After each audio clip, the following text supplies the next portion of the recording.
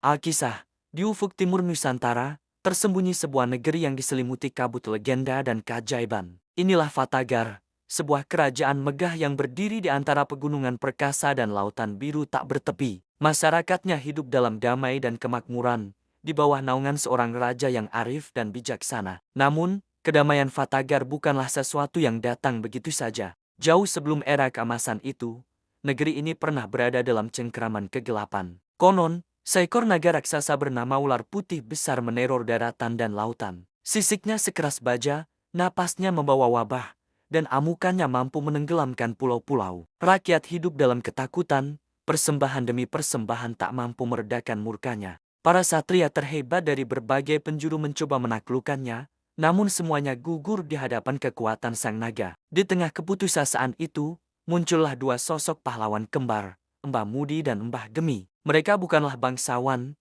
melainkan anak rakyat biasa yang hatinya terpanggil untuk membela negerinya. Sejak kecil, keduanya telah menunjukkan bakat luar biasa. Mbah Mudi, sang kakak, memiliki kekuatan fisik setara 100 orang dewasa dan ahli dalam segala jenis senjata. Sementara Mbah Gemi, sang adik, dianugerahi kecerdasan yang tajam, mampu membaca tanda-tanda alam dan meracik ramuan gaib. Mengetahui bahwa kekuatan saja tidak akan cukup, Mbah Gemi menghabiskan waktu berhari-hari untuk mempelajari kelemahan sang naga. Ia menemukan sebuah ramalan kuno yang menyebutkan bahwa ular putih besar hanya bisa dilumpuhkan oleh racun yang berasal dari 7 jenis tumbuhan langka yang tumbuh di puncak Gunung Suci, dicampur dengan air mata seorang ibu yang tulus.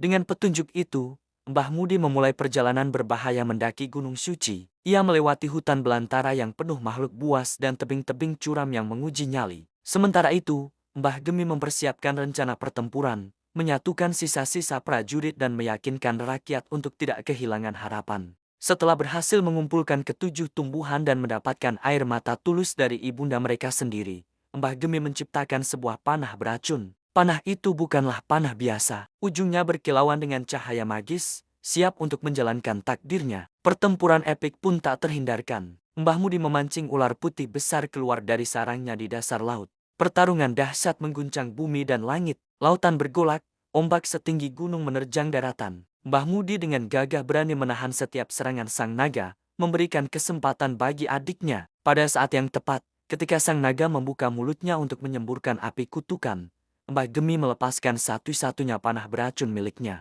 Panah itu melesat secepat kilat, tepat mengenai bagian dalam tenggorokan sang naga. Ular putih besar meraung kesakitan, raungan yang membuat gunung-gunung bergetar.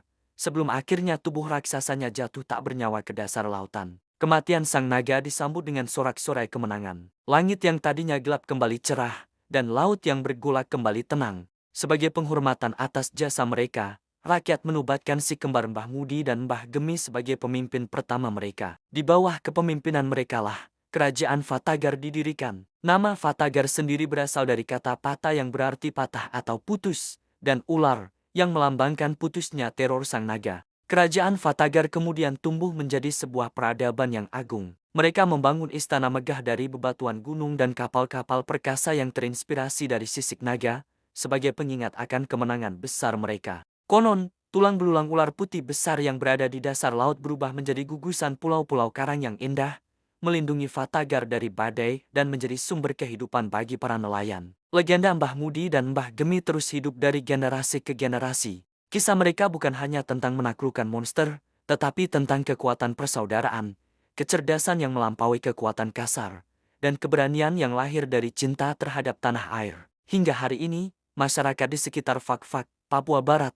masih menceritakan kisah heroik ini, sebuah warisan abadi dari kerajaan Fatagar yang legendaris. Legenda ini menjadi pengingat bahwa di dalam setiap tantangan besar, selalu ada harapan, dan keberanian sejati akan selalu menemukan jalannya menuju kemenangan. Terima kasih sudah menyimak kisah ini. Jangan lupa untuk subscribe agar tidak ketinggalan cerita-cerita menakjubkan lainnya dari seluruh penjuru Nusantara. Sampai jumpa.